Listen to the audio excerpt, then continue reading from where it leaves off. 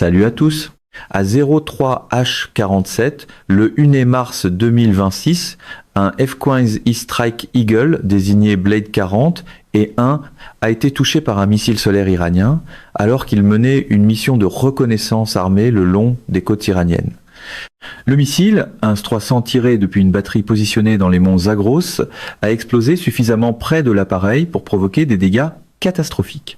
Le pilote, le capitaine Michael Torres et l'officier système d'armes, la première lieutenant Sarah Chen, se sont éjectés du chasseur en train de se désintégrer à environ 18 000 pieds. Leurs parachutes se sont déployés avec succès.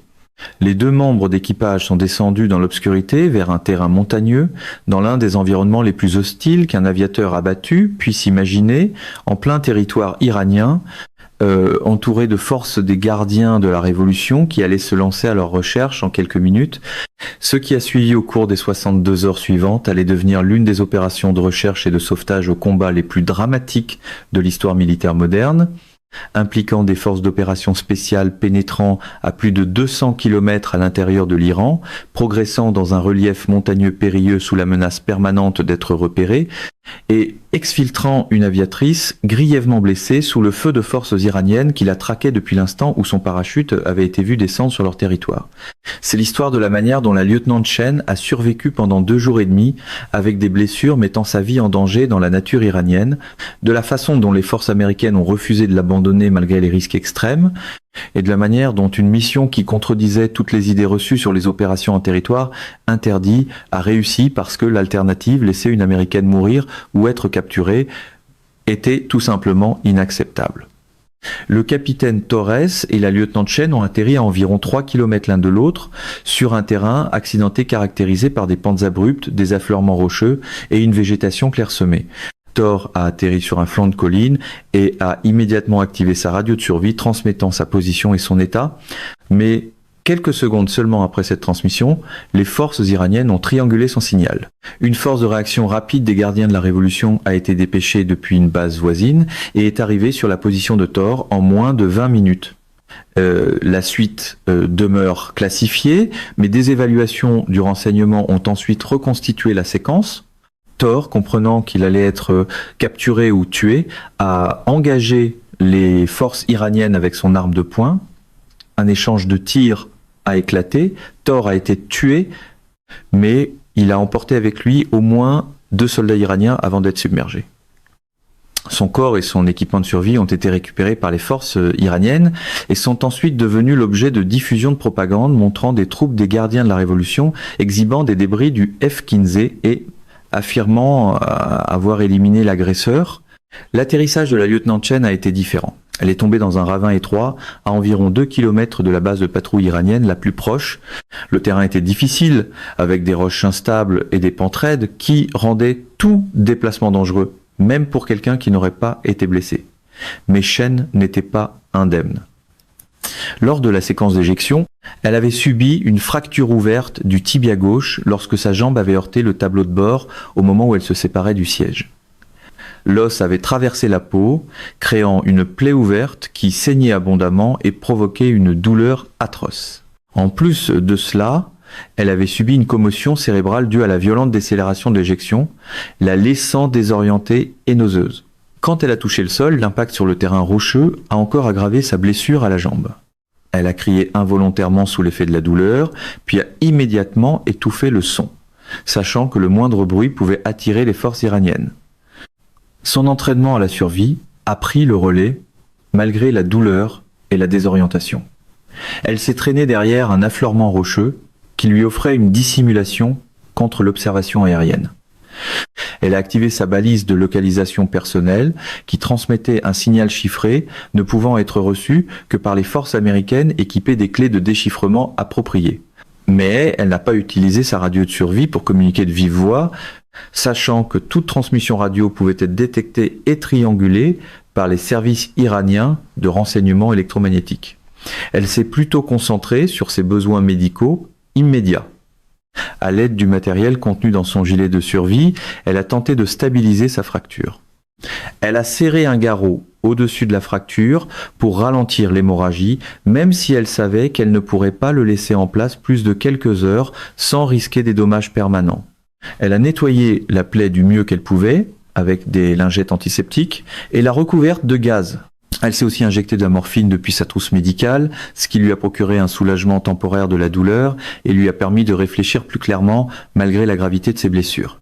À la base aérienne d'Al-Dhafra, aux Émirats Arabes Unis, les coordinateurs chargés de la récupération du personnel ont reçu le signal de la balise de Chen A04H23, soit 36 minutes après que Blade 40 et un U étaient abattus.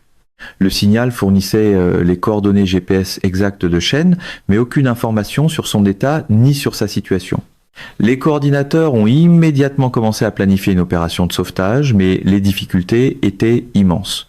Chen se trouvait à plus de 200 km à l'intérieur du territoire iranien, dans un relief montagneux qui rendrait une insertion par hélicoptère extrêmement difficile, entourée de forces militaires iraniennes qui allaient certainement la rechercher et probablement blessée puisqu'elle s'était éjectée d'un avion endommagé à haute altitude.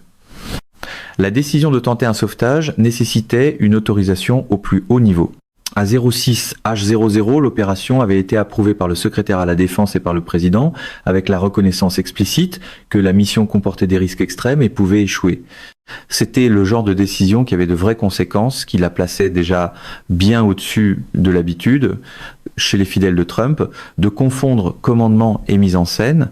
La force de sauvetage a été tirée du SEAL Team 6, l'unité d'élite de contre-terrorisme de la marine américaine, forte d'une vaste expérience des opérations de sauvetage d'otages à haut risque et de récupération de personnel. Le chef de l'équipe, un maître principal dont le nom reste classifié, a constitué un détachement de 12 hommes spécialement configurés pour cette mission.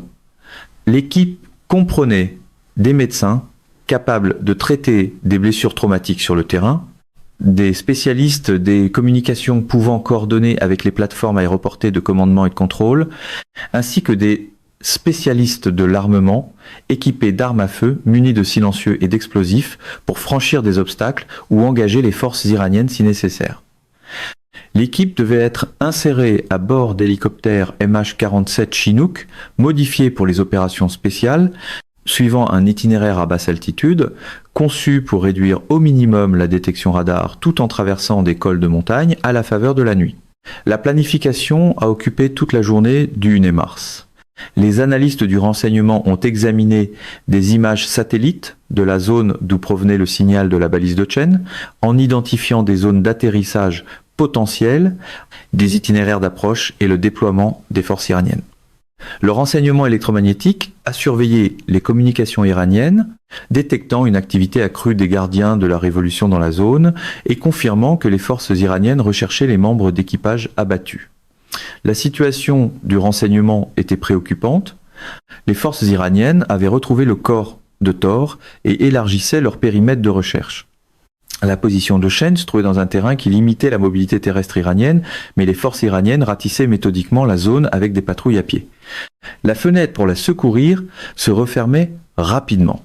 Si les forces iraniennes retrouvaient Chen avant que les forces américaines ne puissent l'atteindre, la mission deviendrait une opération de sauvetage d'otages plutôt qu'une récupération de personnel, avec une complexité et un risque bien plus élevé.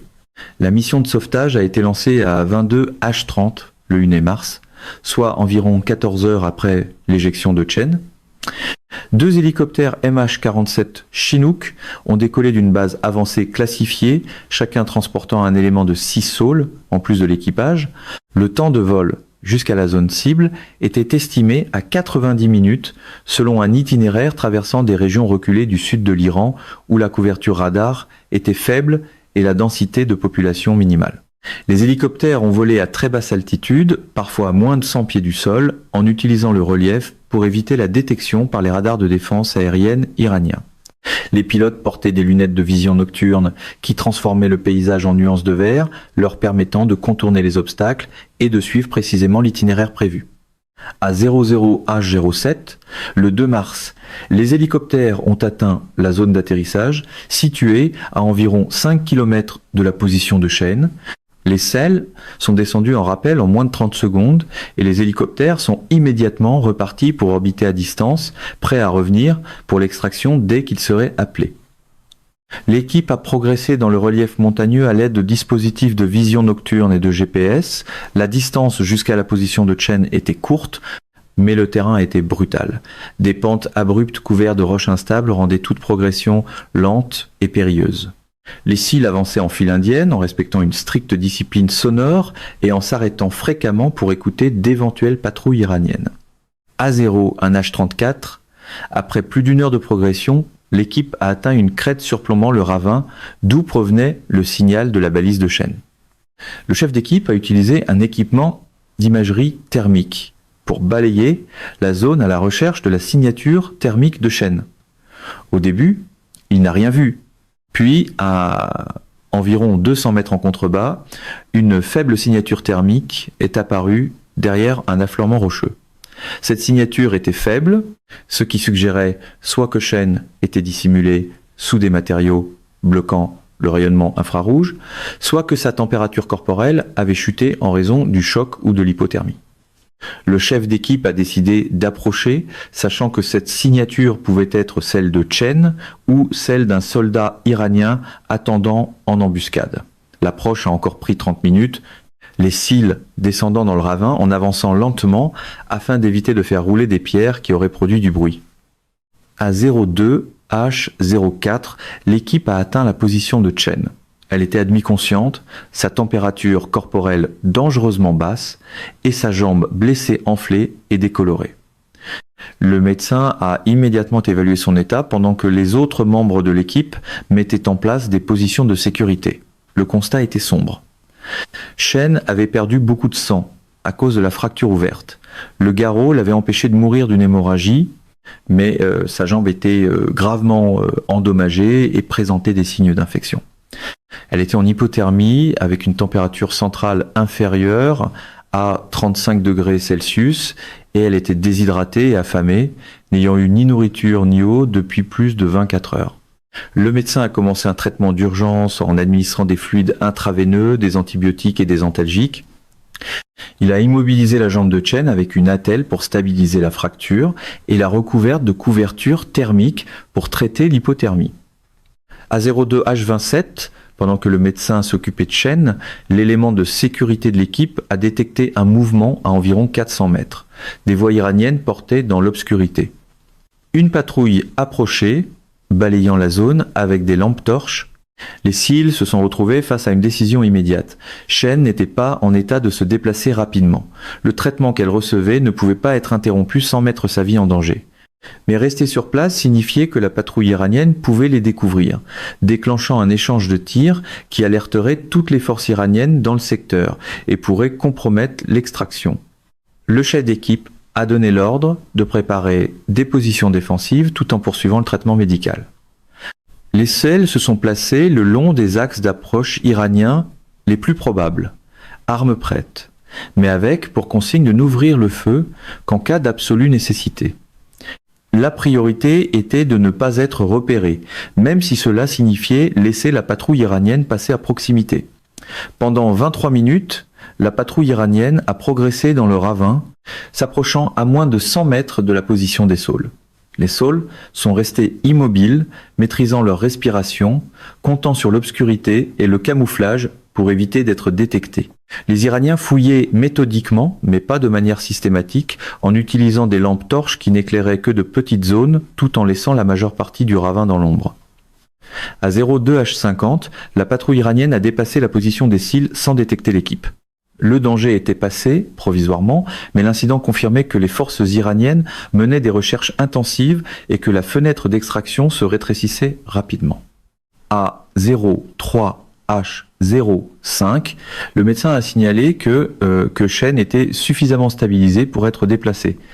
Son état restait grave, mais elle ne survivrait pas une journée de plus dans les montagnes sans des soins médicaux plus avancés que ceux qu'il était possible de fournir sur le terrain. Le chef d'équipe a transmis l'appel pour l'extraction aux hélicoptères en attente. Les MEA-47 ont commencé leur approche à 03 H12, volant bas et vite vers la zone de récupération que l'équipe de SEAL avait désignée à environ 2 km de la position de Chen. Le problème était d'amener Chen jusqu'à cette zone de récupération. Elle ne pouvait pas marcher. Sa jambe fracturée rendait tout appui impossible. Les SEAL ont improvisé une civière à partir de leur équipement et ont commencé à transporter Chen hors du ravin vers un terrain plus élevé où l'hélicoptère pourrait se poser en sécurité. La progression était d'une lenteur douloureuse. Chan pesait environ 140 livres et la civière, avec le matériel médical, ajoutait encore 40 livres. Le terrain était raide et rocheux, les saules se relayaient toutes les 10 minutes pour porter la charge et gérer la fatigue, mais leur progression se mesurait en mètres plutôt qu'en kilomètres. À 03H44, environ 30 minutes après le début du déplacement, la catastrophe a frappé. Une patrouille iranienne, différente de celle qui était passée plus tôt, a repéré l'élément des salles en mouvement sur la crête. Les Iraniens ont ouvert le feu avec des armes automatiques. Des balles traçantes ont fendu l'obscurité. Les SEAL ont immédiatement riposté avec des armes munies de silencieux, abattant plusieurs soldats iraniens dès l'échange initial. Mais les tirs avaient alerté d'autres forces iraniennes dans la zone. En quelques minutes, des troupes iraniennes supplémentaires convergeaient vers leur position, guidées par le bruit des tirs et par les communications radio de la patrouille qui avait établi le contact. L'équipe de SEAL s'est retrouvée engagée dans un combat mobile tout en transportant une aviatrice blessée à travers un terrain montagneux, dans l'obscurité. Le chef d'équipe a transmis un appel urgent aux hélicoptères. Nous sommes au contact, plusieurs forces ennemies, extraction immédiate nécessaire vers une zone d'atterrissage alternative. Il a fourni les coordonnées d'une clairière située à environ 800 mètres de leur position. Les 18 minutes suivantes ont compté parmi les combats les plus intenses que les SEAL aient jamais connus. L'équipe a avancé aussi vite que possible, tout en maintenant un feu de suppression contre les forces iraniennes à sa poursuite. 2 SEAL assuraient l'arrière-garde, engageant les Iraniens par des tirs précis, pendant que le reste de l'équipe transportait Chen vers la zone d'atterrissage alternative. Les Iraniens avaient la supériorité numérique et la connaissance du terrain, mais les SEAL disposaient d'un entraînement supérieur, d'équipements de vision nocturne et de cette détermination née de la certitude que la capture signifiait la mort ou la prison à vie. Ce genre de détermination arrive généralement sans emballage médiatique façon Trump, ce qui explique peut être pourquoi elle paraît si étrangère à ceux qui ont grandi au rythme des slogans et des angles de caméra. À 03H57, l'équipe a débouché dans la clairière désignée comme zone d'atterrissage alternative. Les hélicoptères approchaient, leur bruit de rotor déjà audible au loin, mais les forces iraniennes étaient à moins de 200 mètres derrière eux et se rapprochaient vite. Le premier MH-47 s'est présenté dans la clairière à 03H59, ses tireurs de porte engageant les positions iraniennes avec des miniguns M134 tirant à 3000 coups par minute. Ce feu de suppression a forcé les troupes iraniennes à se mettre à couvert, créant une brève fenêtre pour l'extraction. L'équipe des SEAL a couru vers l'hélicoptère avec la civière de Chen, tout en maintenant une sécurité arrière face aux Iraniens qui les poursuivaient. Chen a été embarqué en premier, suivi du médecin de l'équipe qui a poursuivi les soins pendant le vol. Les autres SEAL ont embarqué, tout en continuant à engager les forces iraniennes. À 04H, 01, avec tout le personnel à bord, l'hélicoptère a décollé sous le feu. Des tirs ont frappé le fuselage, mais aucun n'a touché les systèmes critiques. Le second MH-47, qui assurait la couverture, a engagé les positions iraniennes avec des roquettes avant de suivre l'hélicoptère de tête hors de la zone.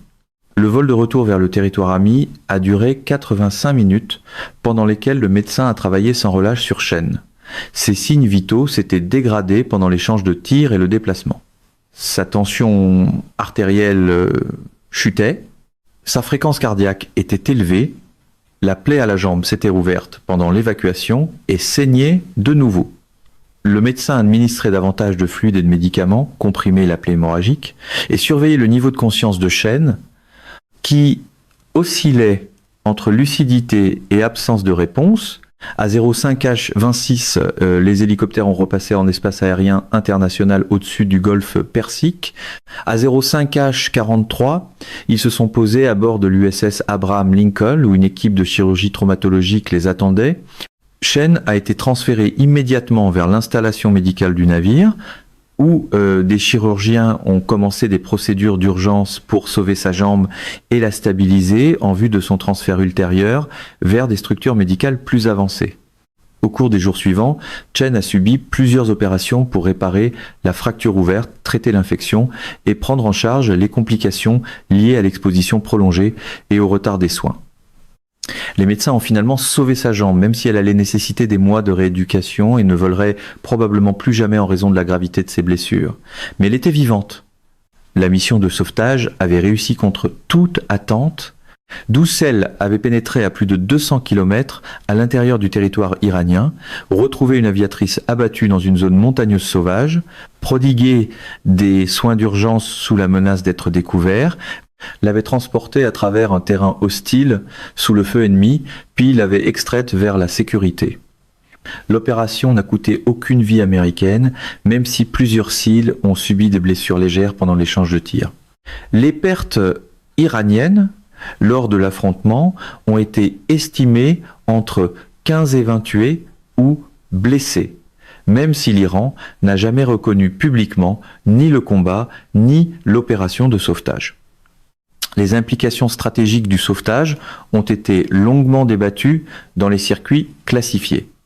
Les États-Unis avaient mené une opération militaire en profondeur sur le territoire souverain iranien, tuant des soldats iraniens et exfiltrant une aviatrice américaine. L'Iran pouvait légitimement qualifier cela d'acte de guerre, mais l'Iran faisait face au même calcul que les États-Unis. Rendre l'incident public aurait obligé à expliquer comment des forces américaines avaient pu opérer avec succès à l'intérieur de l'Iran, malgré les mesures de sécurité iraniennes. La valeur propagandiste de l'exposition du corps de Thor était diminuée par le fait que Chen avait été secouru, démontrant que les forces américaines pouvaient et voulaient percer les défenses iraniennes pour récupérer leur personnel. Les deux pays ont choisi le silence. L'Iran n'a émis aucune reconnaissance officielle de l'opération de sauvetage. Les États-Unis ont maintenu le secret, ne diffusant que des déclarations vagues sur la récupération réussie de personnel militaire.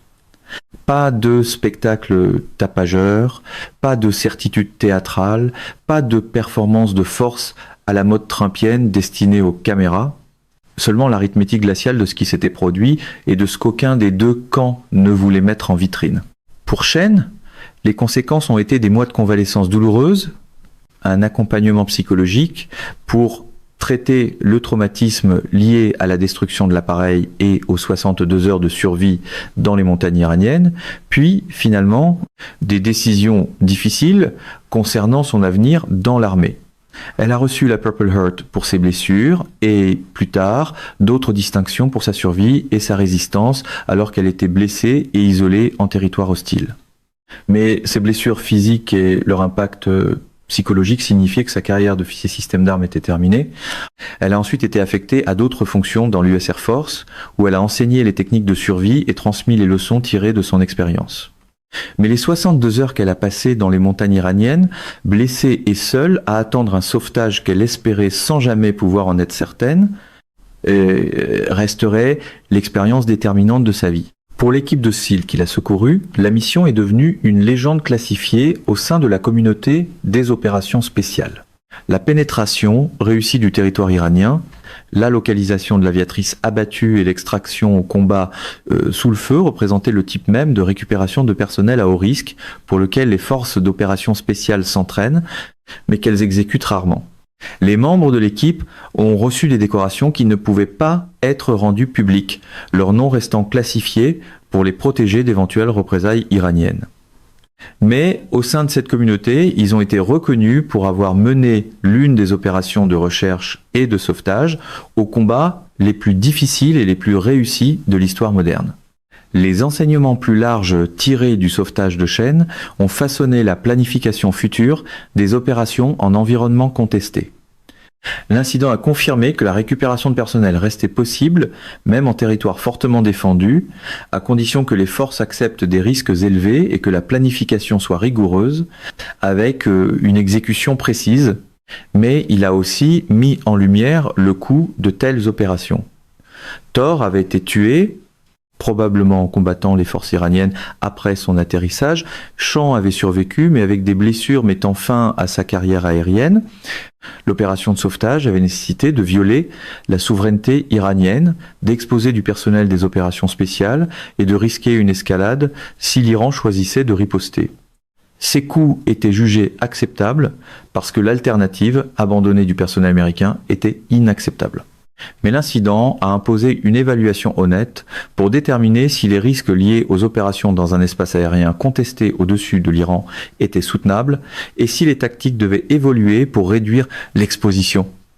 3 mois après le sauvetage, un récit officieux est apparu dans des publications de l'aviation militaire fondées sur des entretiens anonymes. L'article décrivait en termes généraux la destruction du F-0, la survie de chaîne et l'opération de sauvetage, sans révéler de détails classifiés. Le texte se terminait par une citation d'un SAUL non identifié ayant participé à l'opération. Nous nous entraînons pour le pire scénario possible.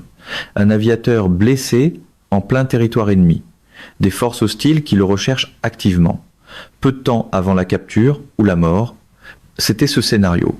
La mission a réussi parce que tous ceux qui étaient impliqués comprenaient que nous n'abandonnons pas les nôtres. Point final.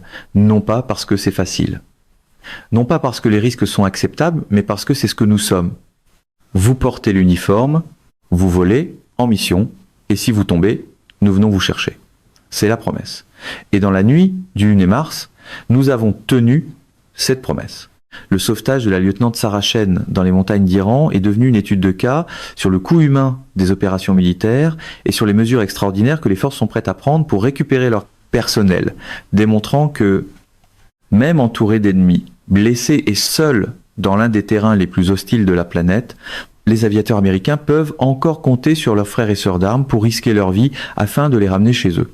Car l'alternative, laisser quelqu'un derrière, viole le pacte fondamental qui unit les communautés militaires et rend les missions possibles, même lorsque les probabilités laissent penser que l'échec est plus probable que le succès, faisant ainsi des 62 heures de survie de chaîne et de l'opération de sauvetage, qu'il a sauvé un nouveau chapitre dans l'histoire continue de la recherche et du sauvetage au combat, où le calcul ne porte pas sur la probabilité de réussite, mais sur l'obligation morale d'essayer, quel qu'en soit le coût. Mesdames et messieurs, notre émission d'aujourd'hui s'arrête ici. Nous vous invitons à partager votre avis personnel dans la section des commentaires ci-dessous. Plume Pratique vous salue et vous donne rendez-vous très bientôt